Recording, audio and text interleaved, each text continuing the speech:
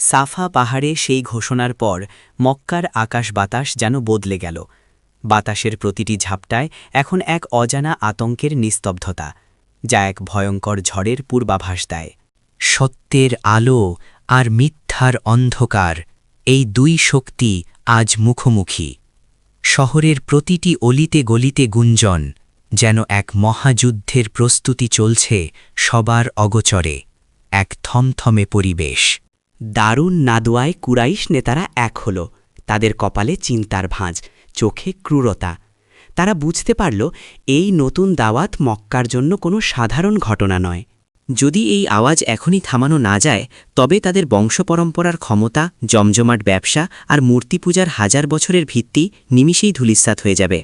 সিদ্ধান্ত হল চূড়ান্ত, কথায় আর কাজ হবে না, চাই কঠোর আঘাত। মক্কার বুকে নেমে এলো অমানবিক নির্যাতনের এক কালো অধ্যায়, যা ইতিহাস কখনো ভুলবে না। শুরুতে ছিল কেবল বিদ্রূপ আর হাসি ঠাট্টা। তারা ভেবেছিল অপবাদ আর ব্যঙ্গ করলেই হয়তো মুমিনদের মনোবল ভেঙে যাবে, কিন্তু ঈমানের শিকড় ছিল অনেক গভীরে।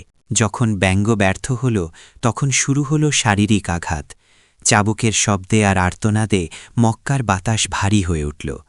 প্রতিটি প্রহার যেন ঈমানকে আরও মজবুত করছিল। কুরাইশদের লোলুপ দৃষ্টি পড়ল সমাজের দুর্বল ও গরিব সাহাবীদের ওপর। যাদের কোনো গোত্রীয় দাপট ছিল না, তারাই হলেন এই নির্মমতার প্রথম ও প্রধান শিকার।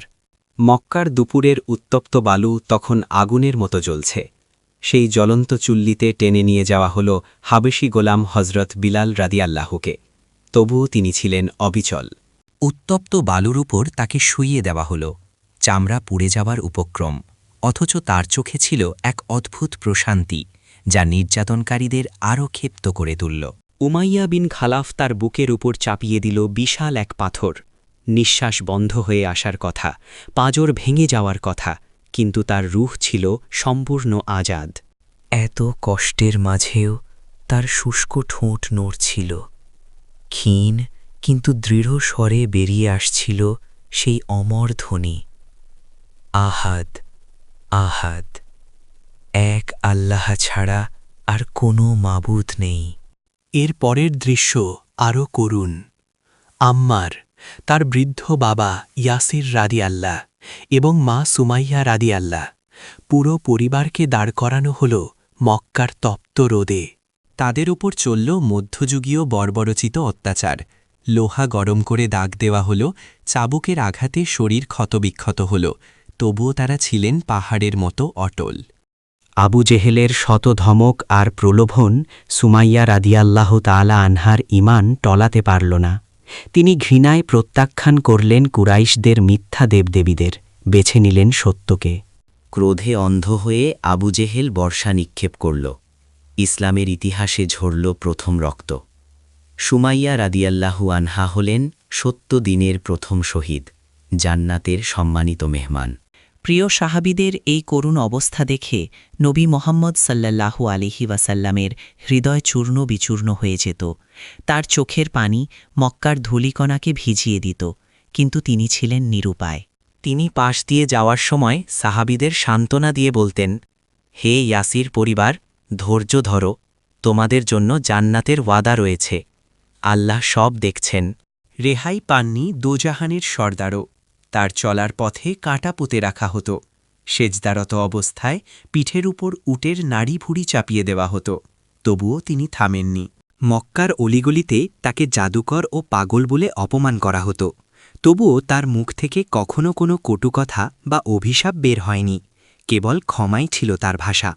বরং তায়েফের মতো কঠিন সময়েও তিনি দুহাত তুলে রবের কাছে ফরিয়াদ করেছেন, হে আল্লাহ, আমার জাতিকে ক্ষমা করো, তাদেরকে হেদায়েত দান করো, তারা অবুঝ।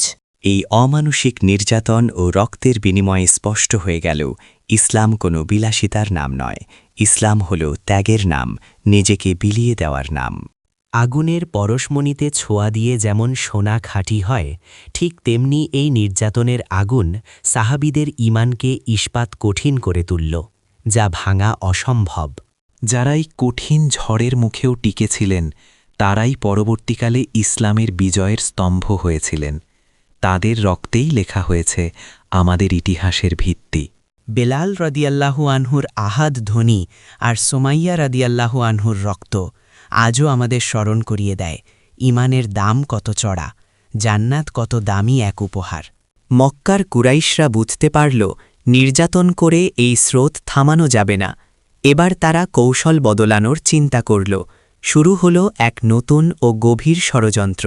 বল প্রয়োগে কাজ না হওয়ায় তারা এবার ধূর্ত চাল চালল। নবীজির কাছে নিয়ে এলো লোভনীয় সব প্রস্তাব, ক্ষমতা, নারী আর অগাধ সম্পদের প্রলোভন। তারা চাইল ইমানের সাথে কুফরির আপোষ করতে। এক হাতে সূর্য আর এক হাতে চাঁদ এনে দেওয়ার সেই ঐতিহাসিক প্রস্তাবের দিকে এগিয়ে যাচ্ছে কাহিনী। কি ছিল সেই প্রস্তাব, আর নবীজি কিভাবে প্রত্যাখ্যান করলেন সেই রাজকীয় প্রলোভন? সত্য কি কখনো মিথ্যার সাথে আপোষ করে? জানব আগামী পর্বে। চোখ রাখুন পরবর্তী ভিডিওতে। সেখানে থাকছে কুরাইশদের রাজনৈতিক চাপ, নাবিজির অটল সিদ্ধান্ত এবং ইসলামের মোড় ঘুরিয়ে দেয়া এক নতুন অধ্যায়ের রোমাঞ্চকর কাহিনী।